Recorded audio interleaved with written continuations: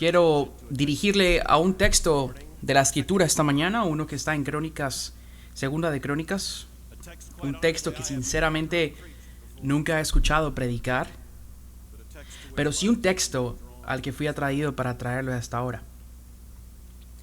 Segunda de Crónicas 36, versículo 15 y 16.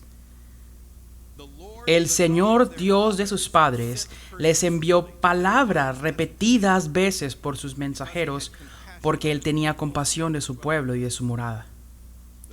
Pero ellos continuamente se burlaban de los mensajeros de Dios, despreciaban sus palabras y se burlaban de sus profetas, hasta que subió el furor del Señor contra su pueblo, y ya no hubo remedio.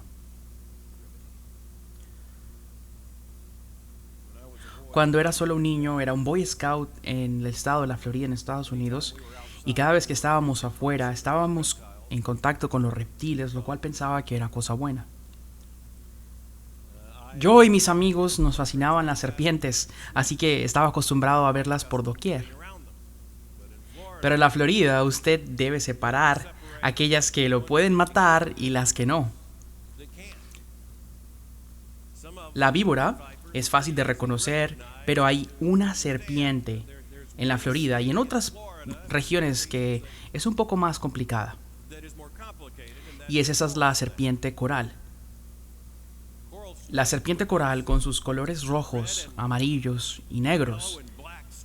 Una serpiente hermosísima, luce inofensiva, porque no tiene la cabeza de las víboras, pero en cuanto al poder de su veneno, es la serpiente más venenosa de los Estados Unidos.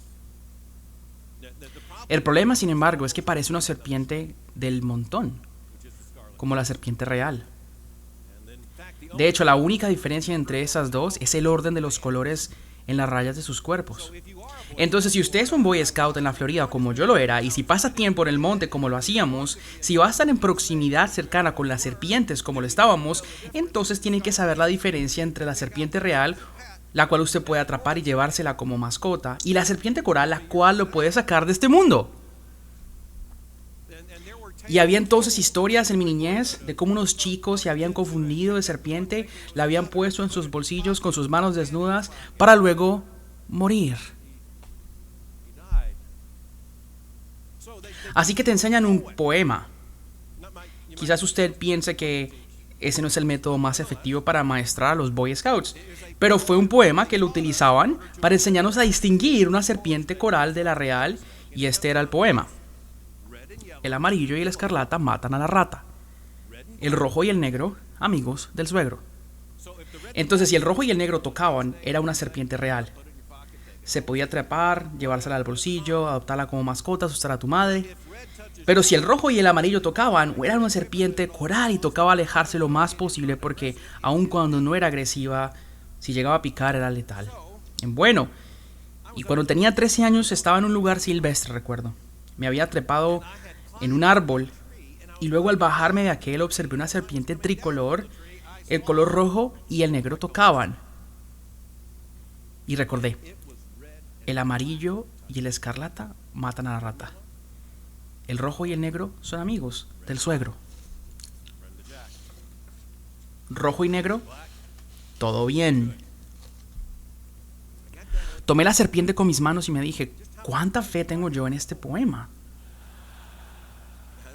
Esto puede ser...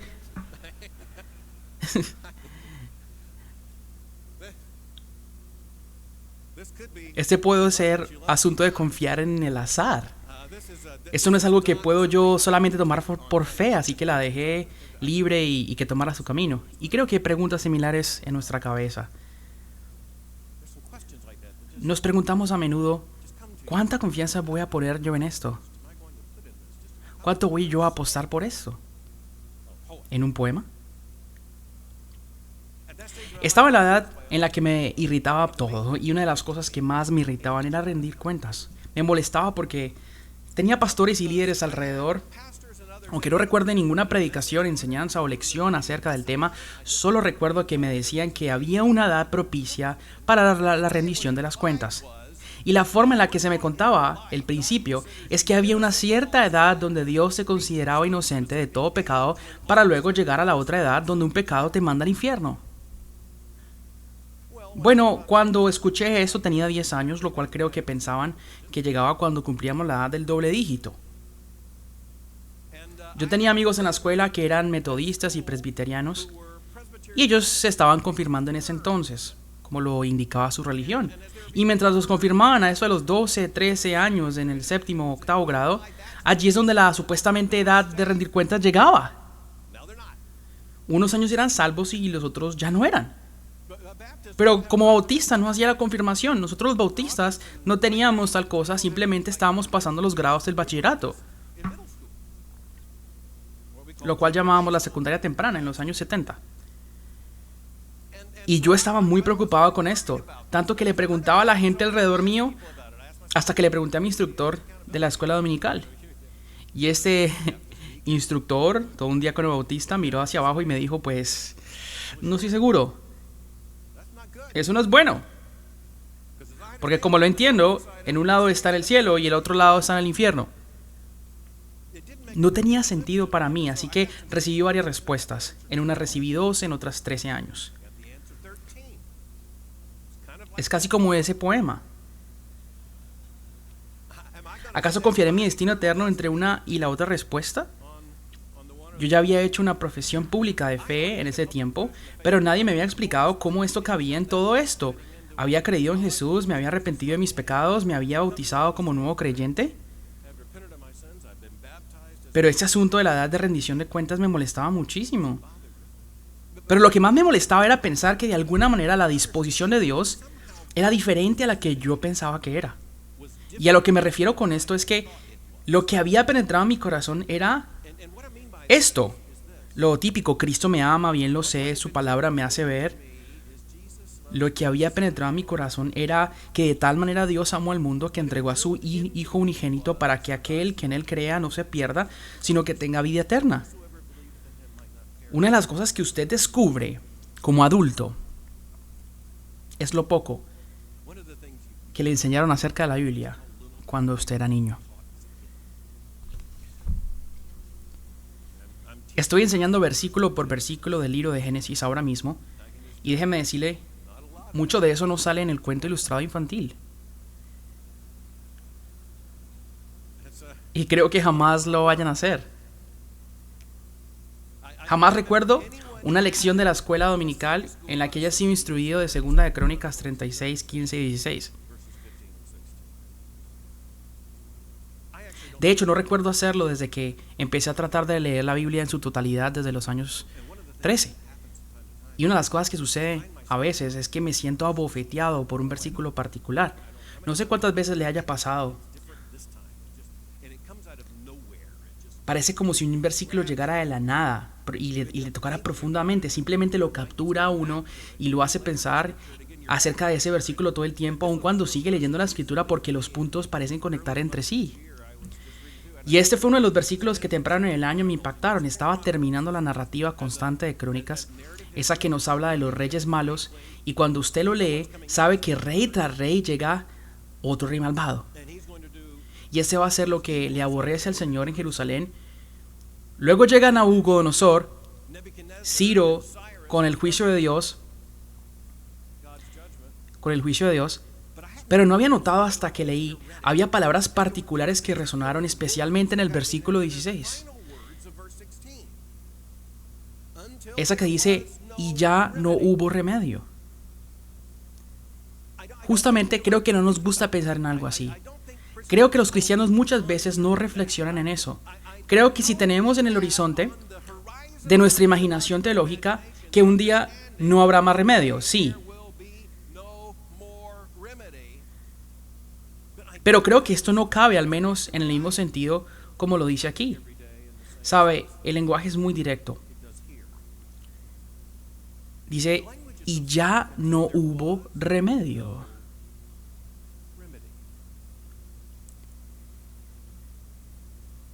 Esos dos versículos suenan mientras el juicio de Dios cae, la maldad y la iniquidad En Jerusalén había sido tan grande que Dios había levantado a Nabucodonosor y Ciro para no solo llevarse a los hijos de Israel, pero también las vasijas del templo. La señal que indicaba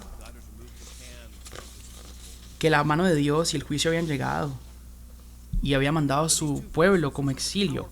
Pero estos dos versículos son un resumen tan poderoso. El Señor, Dios de sus padres,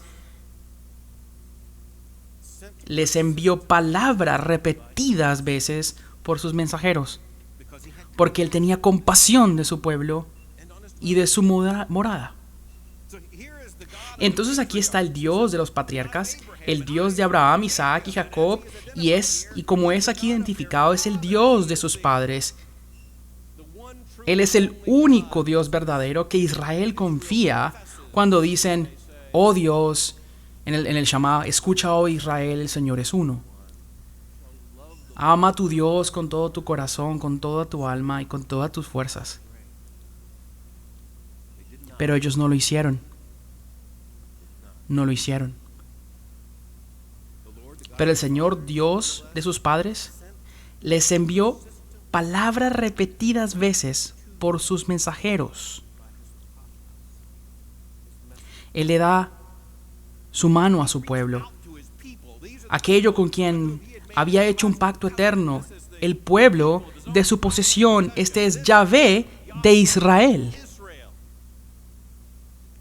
Y Él envió a ellos, aun cuando no recordaban el Dios de sus padres, les envió, sin embargo, palabra repetidas veces por sus mensajeros.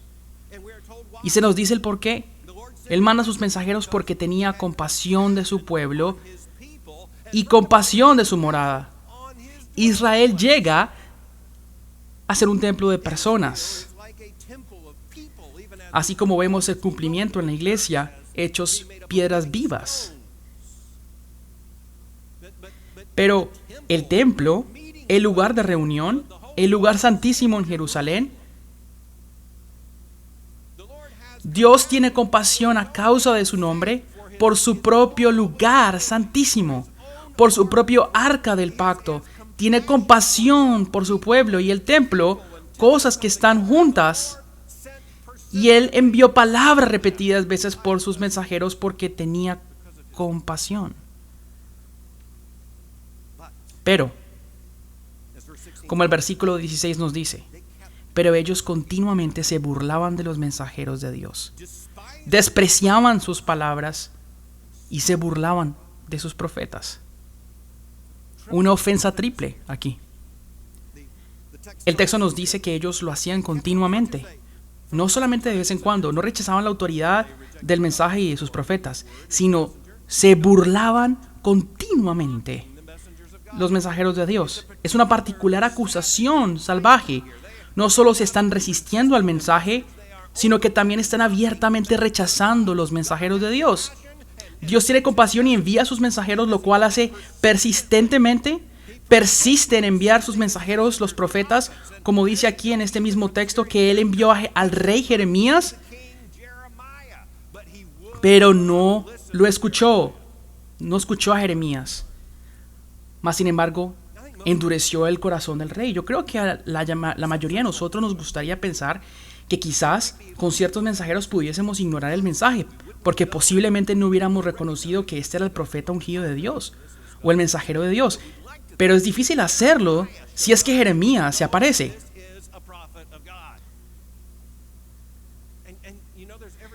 De hecho, toda la evidencia apunta a que ellos ciertamente sí le identificaron como tal y aún así se burlaron de él. Y los mensajeros de parte de Dios. Dios envió mensajeros y lo que recibió fue la burla de aquellos quienes a él les había enviado sus mensajeros. De manera más profunda, rechazaron sus propias palabras. Dios amaba a su pueblo al grado que Él les habló. La definición favorita mía sobre la revelación divina que considero más importante es aquella de Carl F. Henry, donde define ese regalo de la revelación como el hecho de que Dios renuncia a su derecho a la privacidad y da a conocer su conocimiento de las Escrituras a los pecadores que le conocen. Ese es el regalo de la revelación divina. Él no nos debe el conocimiento de sí. No nos debe nada. Y en nuestro pecado no nos debe un profeta. No nos debe un mensajero, no nos debe un evangelio, no nos debe un testamento, no nos debe una Biblia, no nos debe ni una sola palabra. Pero tiene compasión con su pueblo y renuncia a su privacidad personal para que ese pueblo pecaminoso le conozca. Pero como lo vemos aquí, ellos no solo se burlaron del mensajero, sino que también despreciaron el mensaje que trajeron. Y luego se nos dice que ellos se burlaban de los profetas. En otras palabras, esos tres actos representan un acto. Si lo observáramos, lo hubiéramos combinado. La burla del mensajero, el desprecio al mensaje, la burla de los profetas. La burla y la mofa es interesante, sobre todo en la denotación negativa de las escrituras, y qué tan irrelevantes son para nuestro lenguaje cotidiano.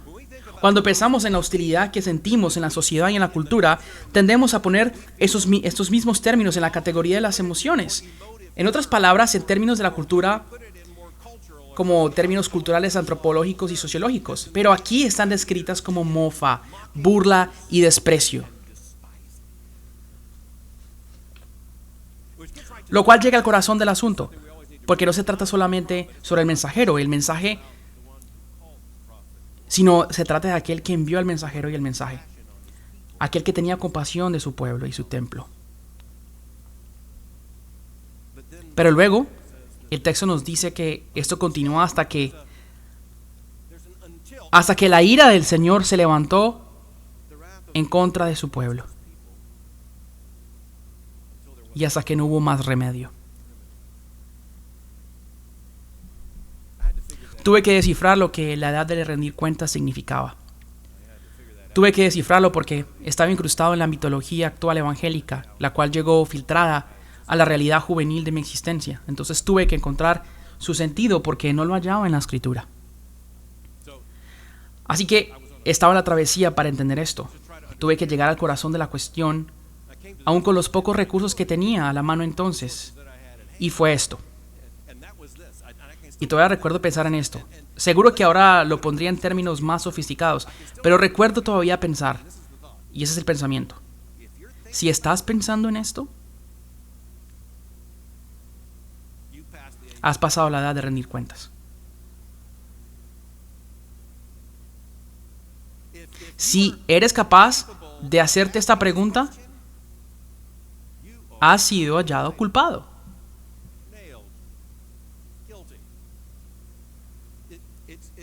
Es como el relato de un profesor de secundaria con el que hablé hace poco. Me dijo que una de las cosas que demuestra el desarrollo mental de un adolescente es pensar analíticamente. Él dijo que yo puedo diferenciar cuando estoy pensando en algo complejo, porque eso es visible cuando los chicos en sus ojos y gestos expresan el al a.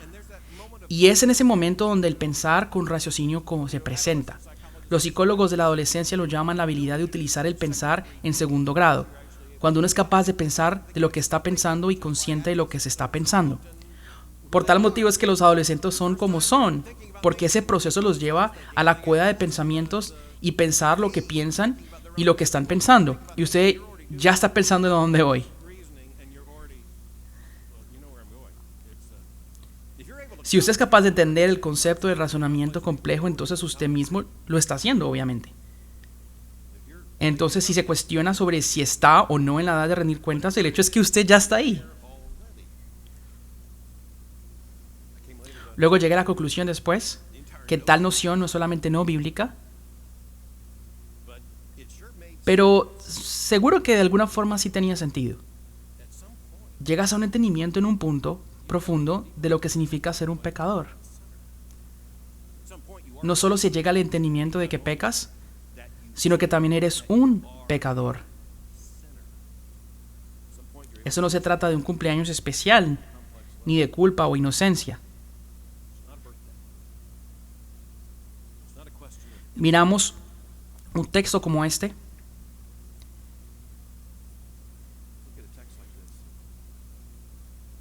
y nos dice que en cierto punto, la ira de Dios se levanta en contra de su pueblo,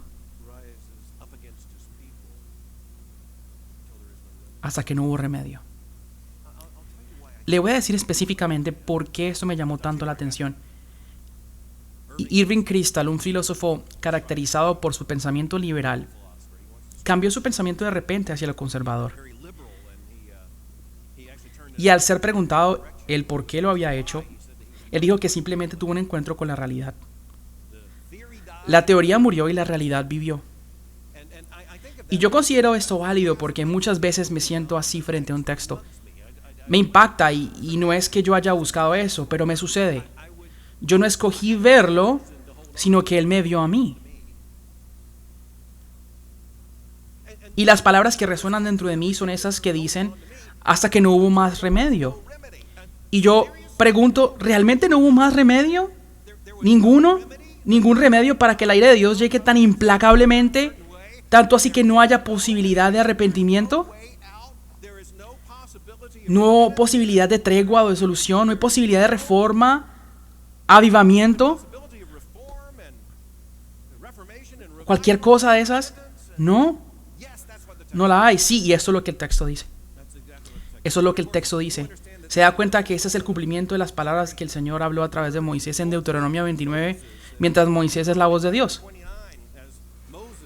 Y Dios habla a través de Moisés. Hoy están todos ustedes en presencia del Señor su Dios, sus jefes, sus tribus, sus ancianos y sus oficiales, todos los hombres de Israel, sus pequeños, sus mujeres y el extranjero que está dentro de tus campamentos, desde tu leñador hasta que el que saca tu agua, para que entres en el pacto con el Señor tu Dios y en su juramento que el Señor tu Dios hace hoy contigo, a fin de establecerte hoy como su pueblo y que Él sea tu Dios tal como te lo ha dicho y como lo juró ante tus padres Abraham, Isaac y Jacob.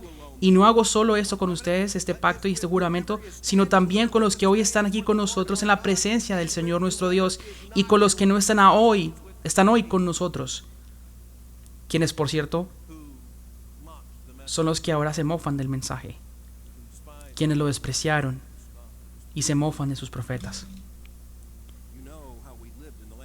Pues ustedes saben cómo habitábamos en la tierra de Egipto y cómo pasábamos en medio de las naciones por las cuales han pasado. Además han visto sus abominaciones y los ídolos de madera y de piedra, de plata y de oro que tenían con ellos. No sea que haya entre ustedes hombre o mujer, familia o tribu, cuyo corazón se aleje hoy del Señor nuestro Dios para ir y servir a los dioses de aquellas naciones. No sea que haya entre ustedes una raíz que produzca fruto venenoso y ajenjo. Y sucederá que cuando Él oiga las palabras de esta maldición, se envanecerá diciendo, tendré paz aunque ande en la terquedad de mi corazón, a fin de destruir la tierra regada junto con la seca. El Señor jamás querrá perdonarlo, sino que la ira del Señor y su celo arderán contra ese hombre, y toda maldición que está escrita en este libro caerá sobre él, y el Señor borrará su nombre de debajo del cielo hasta que no haya más remedio. Bueno, ¿y cuándo sucedió esto? Sabemos lo que le sucedió a Israel y cuándo. Y sucede muy rápido. Ya cuando llega al final de Segunda de Crónicas 36, ya ha sucedido. Nabucodonosor, Ciro, el exilio. Hasta que no hubo más remedio. Bueno, ¿y cómo esto aplica a nosotros? ¿Cómo podemos aplicar este texto? Especialmente cuando no hablamos de Israel, sino de la iglesia de nuestro Señor Jesús. Yo creo que una de las cosas que debemos mantener en nuestra mente es que este texto aún aplica a nosotros. Esas palabras aún aplican. Usted sabrá esto específicamente cuando esté en un funeral y sepa que no hubo más remedio.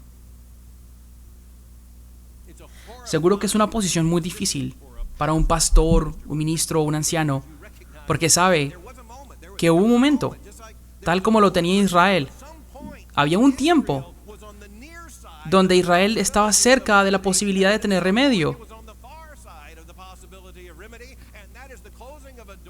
Y sabrá que se cerrará una puerta y que la ira llegará y no habrá ningún escape porque no hay más remedio.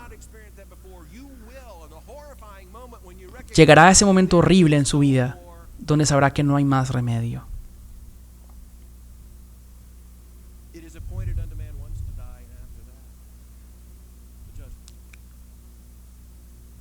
Se sabe que el hombre morirá y luego llegará el juicio.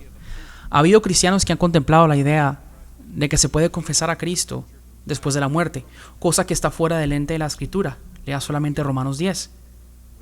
Si no escuchan, cuando escuchen, no serán salvos. Hay otros momentos donde se da cuenta de que no hay más remedio. Y uno de esos fue que me dejó perplejo cuando era un cristiano muy joven. Y es el pecado imperdonable. ¿Cómo así? ¿Cómo funciona ese pecado? Claro, lo aterrorizante para un joven es saber que hay algo que se puede hacer y que no se puede perdonar. Y la posibilidad de terminar eternamente cortado de la presencia de Dios es aterrorizante.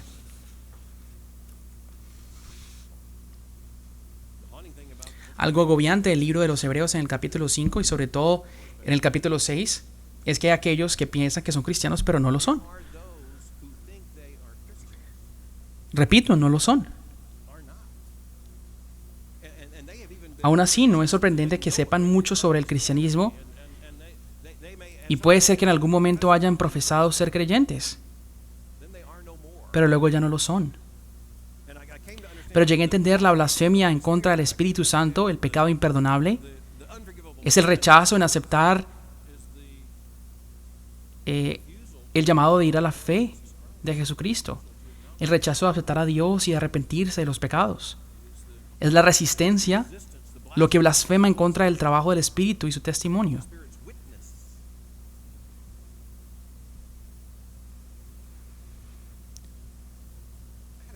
El otro día un hombre me dijo, hace ya algunos meses, que él estaba en sus fuerzas encontrando un camino para compartir el evangelio a su suegro, quien estaba en principios de la enfermedad de Alzheimer. Y su padre no estaba muy interesado en el mensaje, entonces él quería saber cómo podía encontrar una fisura en su pensamiento, quizás un momento especial donde se lo pudiera exponer. Entonces pues lo había intentado muchas veces, llegando cerca ya a la exposición, pero jamás llegaba a la conclusión porque siempre lo rechazaba. Y me decía que siempre esperaba ese momento correcto, esperaba y esperaba la oportunidad precisa, pero un día dijo que me di cuenta que cuando me preparaba para ir a ver a mi suegro, que lo tenía que hacer en algún momento, me senté y le miré a los ojos para ver y me dijo, dime otra vez, ¿quién eres?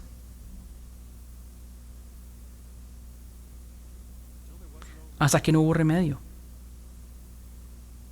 ¿Quién sabrá cuándo ese momento llega y cuándo sucede?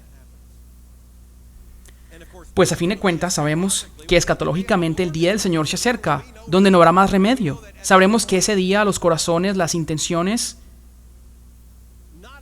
las conciencias de cada corazón no solo serán conocidas, sino que se darán a conocer. Y habrá muchos allí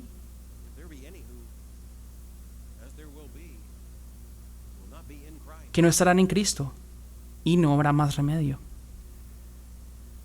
Mire, creo que en un entorno más cercano la evidencia está allí, palpable, sabiendo toda índole de controversias y teologías que afectan las muchas iglesias y denominaciones. Probamos que esto quizás no hay más remedio para algunas de esas denominaciones e instituciones.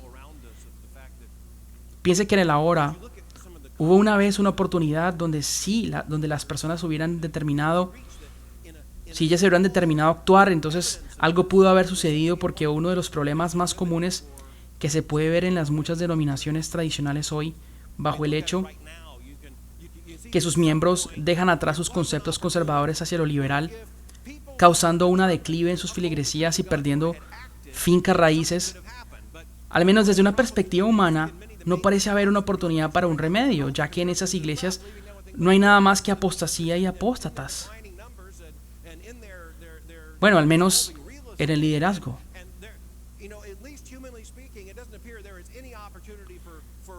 Esto lo puedo y lo puede corroborar en los seminarios actuales.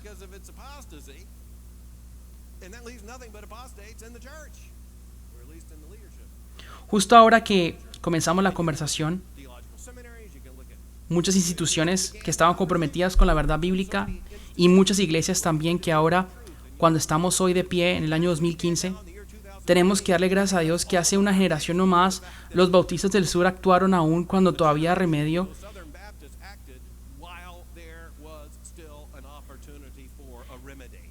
Actuaron en la oportunidad donde sí había remedio, evidencia que podemos palpar cuando presenciamos 2 firmas nuevas en el documento de los principios de esta institución esta misma mañana. Sí, ese texto me impactó y lo continúo haciéndolo, cautivándome y advirtiéndome porque reconozco que habrá un momento donde no habrá más remedio. Dios dice que por causa de su santidad y de su justicia, su rectitud, tiene que haber un momento donde no es posible que haya remedio. Dios los entrega, como leemos en Romanos 1, es una realidad del juicio de Dios que honestamente debemos guardar en nuestras mentes. Atentos si queremos tener corazones de ministros y tomarlo en serio en este año académico. Y si lo hacemos en este año, sabremos que al menos que todo lo que hagamos es una preparación no solo para el futuro, sino para el ahora cuando trabajamos en él, porque sabemos que llegará el día donde no habrá más remedio. Y ahora, mientras nos preparamos para ir a una cultura que está en una creciente ola de antagonismo en contra de la nuestra, en la que podemos ver abiertamente la burla en contra de nuestros mensajeros, el rechazo a la palabra de Dios y la mofa en contra de sus profetas, estamos de hecho preparando una generación de ministros jóvenes, plantadores de iglesia, misioneros y líderes para que vayan y sufran la burla y sean objeto de la mofa, y sabiendo que el mensaje que llevan muchas veces será rechazado. Pero al igual que Isaías en su llamamiento fue informado por Dios en cuanto a la respuesta a su mensaje de parte de Dios, Dios le dijo, ¡ve! Y nosotros queremos asegurarnos que mientras este año académico comienza, que estemos haciendo correctamente lo que se nos necesita para que esta generación sea enviada por el llamamiento de Dios, para que estén preparados no solo para ser armados o amados y recibidos, no solo para ver la evidencia y la transformación por el Evangelio, no solo para llevar el Evangelio a las naciones, para que ellas estén dichosas, pero sí estar listos para el hecho que, con toda probabilidad, pasará mucho tiempo en sus ministerios siendo la víctima de la mofa, objeto de la burla, su mensaje rechazado. Tan solo piénselo así. Si Jeremías no era digno de ese trato, ¿quiénes somos nosotros para ser más dignos y no recibirlo? Creo que ese texto también nos es útil para confrontar un cierto tipo de autosuficiencia de nuestra parte. Es un texto que me dice que Israel realmente no comprendía el grado de crisis en el que estaba. Israel no comprendía el peligro que enfrentaba, simplemente vivía negándolo. Otro texto que habla de esto, otro que también me impacta, viene del profeta Zacarías.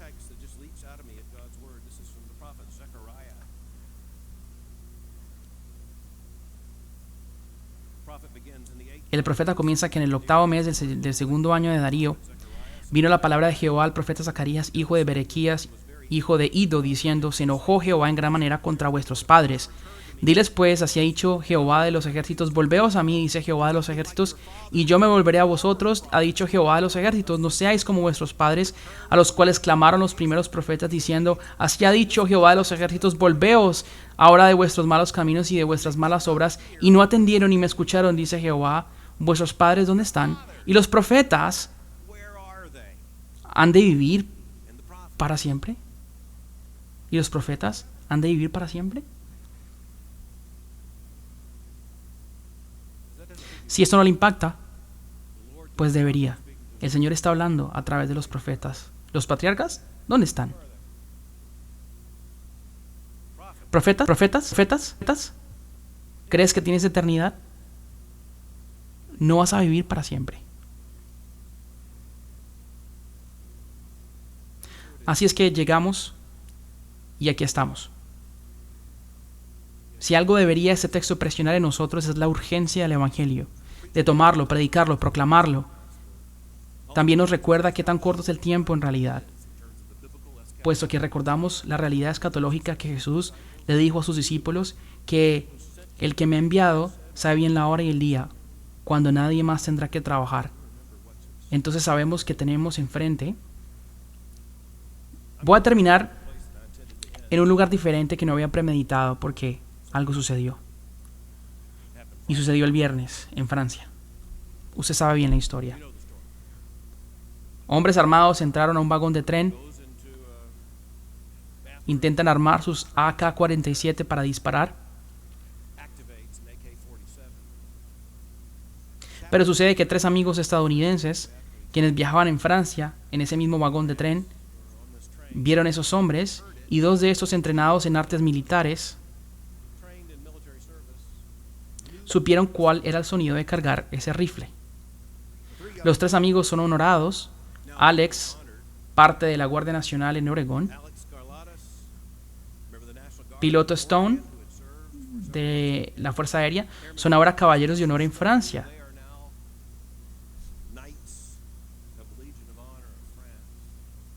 Su amigo Anthony Sadler, un estudiante universitario.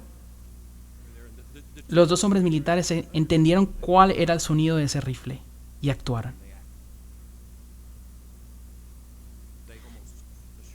Y seguro que si no hubieran sido porque actuaron rápido, muchas vidas se hubieran perdido.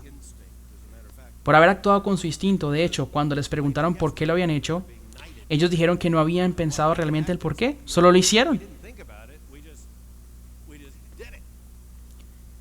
Entonces, lo que usted vio en ellos es el resultado del entrenamiento, instinto y experiencia. Fue glorioso. Y pues, ¿sabe qué? No quiero insultar a los franceses, pero realmente que me alegró mucho este suceso. O sea, la forma de rescate. Porque que un guardia nacional y un piloto estadounidense salvaron el día en un tren en Francia. Y el otro amigo, que no tenía experiencia militar, solo hizo lo que sus amigos estaban haciendo.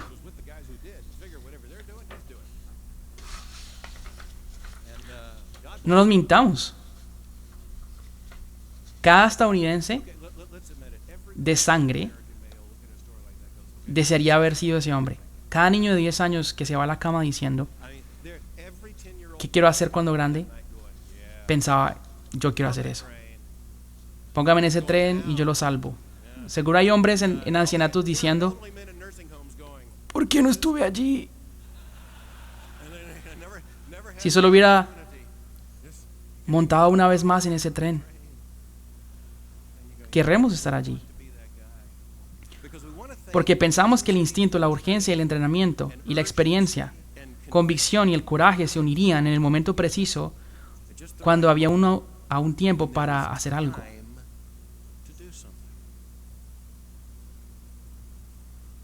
Entonces sea ese chico. La misión de nosotros y la que tenemos tiene más valor de lo que estaba sucediendo en ese tren. Es decir, la tarea del Evangelio de Jesucristo. Hay algo más importante que el territorio global. Va a llegar el tiempo donde la ira de Dios se levantará y no habrá más remedio. Escucha, y no habrá más remedio. Así que mientras hay tiempo, actúe. Hágalo. Tome todo lo que pueda de cada curso, tome todo lo que pueda de cada examen. Haga todo para la gloria de Dios. Y tome todo lo que pueda para ese momento que tarde o temprano usted estará en ese tren y actuará mientras aún haya tiempo. Oremos. Nuestro Señor, llegamos ante ti en el nombre de nuestro Señor Jesucristo para orar que nos hagas a nosotros una familia de fe en la enseñanza para tu gloria, para que nos guardes de los errores y nos guíes hacia la verdad, preparándonos a cada uno de nosotros para el llamamiento que nos tienes mientras aún hay tiempo, antes de que no haya más remedio. Oramos esto en el nombre de Jesucristo, nuestro Señor. Amén.